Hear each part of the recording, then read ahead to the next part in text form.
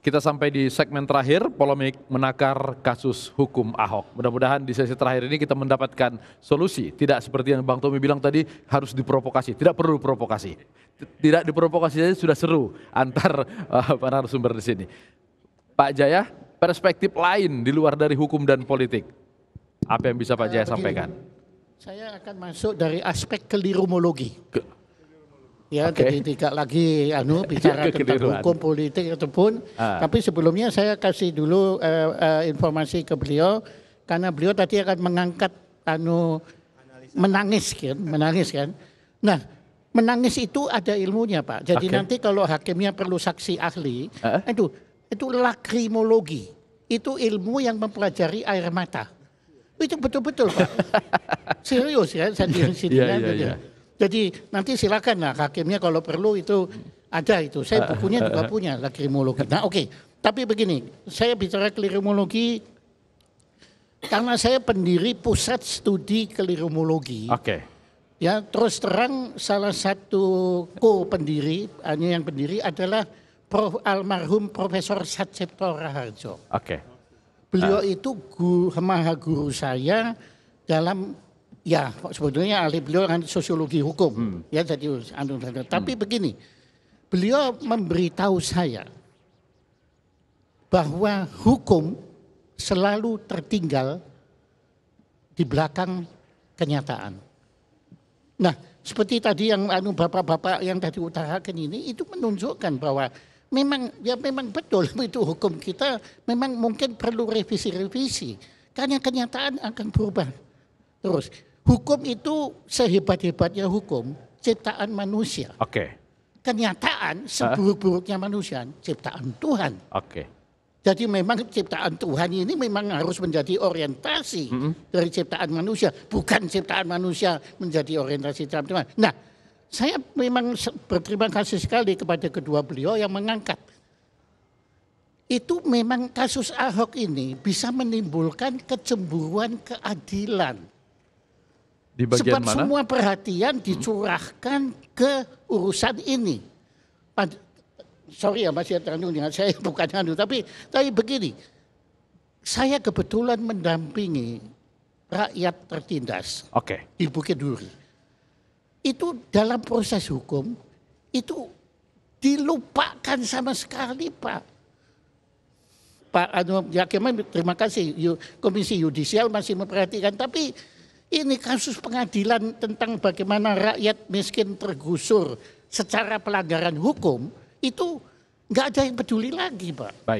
Dan di situ kami merasa benar bahwa keadilan ini seharusnya dibagi secara adil kepada semua, ya termasuk rakyat miskin ini. Nah, ini beliau kelirumologi. Nah, tapi pertanyaan saya yang Anda sudah memperhitungkan bahwa acara Anda ini nanti bisa dibredel selama 3 bulan sudah perhitungkan. Itu makanya Bapak hadir supaya kalau ada pemberedalan itu kita anggap sebagai bagian dari kelirumologi juga.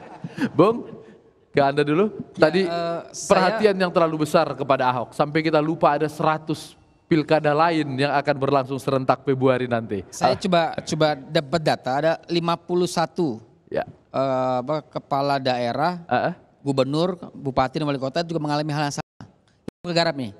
Jadi kalaupun ini berhasil tanda kutip, itu akan sangat mempengaruhi hasil pilkada di seluruh Indonesia. Nah, problemnya adalah memang apapun hasil yang kemudian vonis yang akan dibuat, maka dia akan mempengaruhi hal yang lain. Katakanlah misalnya begini, ketika hari H misalnya ada calon petahana di salah satu kabupaten kota di Jawa Barat ditangkap tangan oleh KPK. Itu baru 2, Pak. Ada hampir 49 sampai 50 lagi. Artinya maksud saya kalau ini kemudian saya ingin merefer bahwa kasus yang terlalu terblow up dengan besar-besar ini juga akan mempengaruhi apa yang menjadi kehendak dari masing-masing kompetitor di banyak daerah. Katakanlah itu yang kemudian akan menjadi titik balik buat banyak kontestasi politik di 101 kabupaten kota tersebut. Jadi yang terakhir saya ingin katakan bahwa saya setuju bahwa masalah hukum ini bukan masalah elit ya, tapi juga masyarakat hukum juga harus menyentuh hal yang lebih substansi ya. Kemudian menjadi kan bahwa kemudian konteks hari ini, konteks kemudian kasus Ahok ini adalah bisa dijadikan pelajaran berharga buat kita semua. Itu dia, pelajaran berharga. Supaya menjadi pelajaran, Bang Tommy? Ya, saya setuju Pak Jaya Suprana senior kita tadi. Di atas hukum itu ada etika, moral dan sebagainya. Hukum yang tidak bermoral itu bukan hukum, ya. Tadi Pak Jaya sudah cerita ada ilmunya air mata itu. Hakim Indonesia udah pintar itu. Contoh, Hakim Jessica putusannya itu udah bilang, kenapa Jessica nangis nggak keluar ingusnya? Itu betul. Ini terbuka. Komisi Judisial mesti menindak itu. Karena dia menjadi dukun, satu. Kedua, kasus Jessica ini kita luaskan, jangan cuma Ahok, Bung Simajuntak ya. Kasus Jessica itulah kasus pidana yang paling tercemar di Indonesia ini. Dalam hal saksi yang berikut itu udah menyesuaikan dengan apa yang ditontonnya. Kemana suara Komisi Judisial? Itu yang saya bilang. Jangan cuma jadi menghabiskan anggaran negara aja. Ini kasus paling tercemar di muka bumi Jessica ini. Bahkan hakimnya jadi dukun. Kok nangis nggak ada ingusnya? Gitu. Lebih dari air mata, Pak. Terima kasih. Hakimnya belum belajar sama Pak Jaya berarti soal air mata. Kalau begitu, rasanya saya missing something. Ternyata di samping lakrimologi dibutuhkan ingusologi. Oke, Pak Jaja, apakah perlu memberikan pengawasan yang lebih kepada semua pengadilan, tidak hanya kasus Ahok saja? Saya kira kan itu komentar Mas Bung Tommy ya. Tapi bagi KAI on the track saja bahwa sesuatu yang menurut kita itu perlu ada pengawasan, kita akan awasi. Baik itu atas dasar laporan atau atas dasar bahwa itu memperoleh suatu perhatian publik. Itu pasti kita akan awasi. Kita akan mapping semuanya. Semua penegak hukum juga kita menunggu laporan? Tidak menunggu laporan. Kebetulan dalam kasus Ahok itu ada juga laporan. Jadi kita lakukan pengawasan, kan itu hak masyarakat untuk memperoleh suatu keadilan. Gitu. Bang Hairunman, terakhir ini supaya jadi pelajaran bagi semua orang. Tentu. Setiap penegakan hukum itu kan menegakkan nilai-nilai. Sehingga orang semua tahu kaidah di dalam kehidupan kita. Itu yang terpenting. Bukan menghukum orang sekian tahun, bukan itu. Tetapi menegakkan norma-norma, kaidah, sehingga orang tahu kalau perbuatan begini salah. Ada dampaknya seperti ini. Dampaknya seperti apa. Akibatnya seperti apa. Kan itu yang tujuan, sehingga hukum pidana itu dibuat. Untuk menegakkan norma-norma di dalam kehidupan masyarakat kita. Jadi hukum dan etika saling berkaitan. Tidak boleh saya menghina orang. Karena kehidupan itu akan rusak. Keseimbangan sosial akan terganggu ketika ada suatu pidana dilakukan. Saya kira itu pelajaran yang harus kita ambil. Ini tentu kita harus berbicara antara demokrasi, hukum. Demokrasi itu hak kita bersama, tapi tentu ada batasan-batasannya. Adalah batasnya hak orang lain. Hak orang lain. Kan begitu. Bung, terakhir Bung. Singkat saja ya. Tentu melihat kan kenapa kemudian ini jadi perhatian terus-menerus. Karena memang Pak Ahok kan sejak awal juga menjadi perhatian. Itu pertama.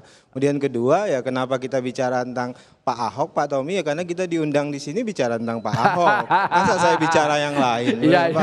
Itu yang harus dipahami. Dan kemudian ketiga semua media kan memang mengarahkan bicara tentang Pak Ahok. Karena panggung yang mereka ajak itu di situ. Saya tentu ngurus banyak hal, nggak untuk ngapain ngurus Ahok saja. Habis umur kita ngurusin Ahok, kira-kira itu. Jadi jangan disimplifikasi kira-kira. Jadi gitu. Pak Ahok memang media. Betul, ini karena Bang Latif dan I-News saja yang bicara ini terus kan kira-kira gitu. Jadi kalau mau protesnya Pak Tommy ke I-News. Terakhir saya mau menyampaikan ada hikmah yang luar biasa dari kasus ini, yaitu kita ingin kasih pelajaran kepada tokoh publik, politisi untuk berhenti menggunakan lisan secara ugal-ugalan. Kira-kira begitu. Terima kasih. Terima kasih Bung Daniel, Pak Jaya, Bang Hairunman, Pak Jaja, terima kasih. Bang Tommy, terima kasih. Bung Andi, terima kasih. Pak Murai terima kasih.